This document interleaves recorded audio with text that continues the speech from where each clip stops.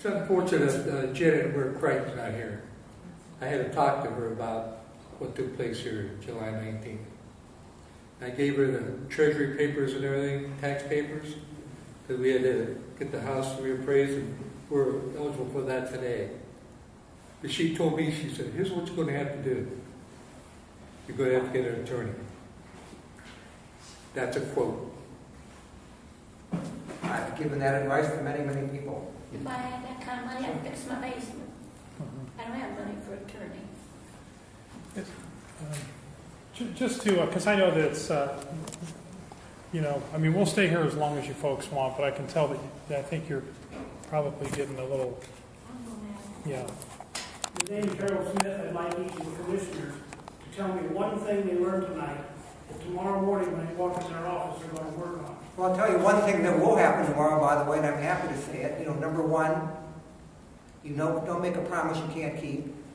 And if somebody comes and knocks on your door and tells you they're going to take care of their problems, because I told us that a lot of other parts of the county have serious problems too. The same story. If they tell you they're going to fix it, they're probably lying, because it takes tens of millions of dollars to fix these things. But tomorrow what will be done, and that will be those areas that Joe Underwood spoke about that we regulate, that he's looked at, by the way, that don't appear to be working correctly. We will make inquiry into each and every one of those, number one.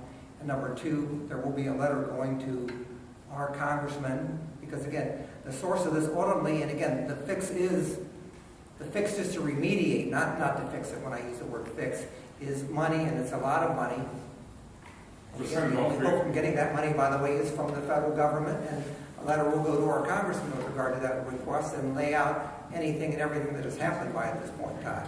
Am I optimistic that something good will come out of that? No, but those are the steps that we can take. But on this enforcement end, we need to take it. If Joe Underwood has the enforcement authority, Joe and anybody else, to include the prosecutors that work for county government, need to take action to enforce these things. That's enough words. Can you publish those letters or those items in your website?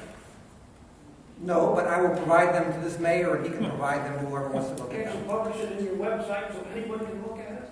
Yeah, So I mean, when you see those slides in your website, I don't know if you have them. Well, you're saying the letter is a public record, so whatever letters that you send requesting commissioner money, Yeah. that's a public record. So when we get them, what we'll do is we'll certainly, that's not a problem to add that to our website, demonstrating that, so that you get a copy. But basically what you want to see is that there's a copy. Yes. So that you can be assured that the letters are sent and that there's requests being made. That's right. Thank you. That's not a problem. Now, I wish, by the way, that Stark County government had more than $22 million, because you can see when I do the budget part of this thing that the $22 million goes for the sheriff and the jail and the prosecutor and the courts and so forth and so on. Excuse me, it's my turn to talk. Look at your website for a month. Yeah. You put those slides on your website. Okay, we'll put those on the website. Commissioner, they are on Tomorrow? the website. They're on the Commissioner's home page.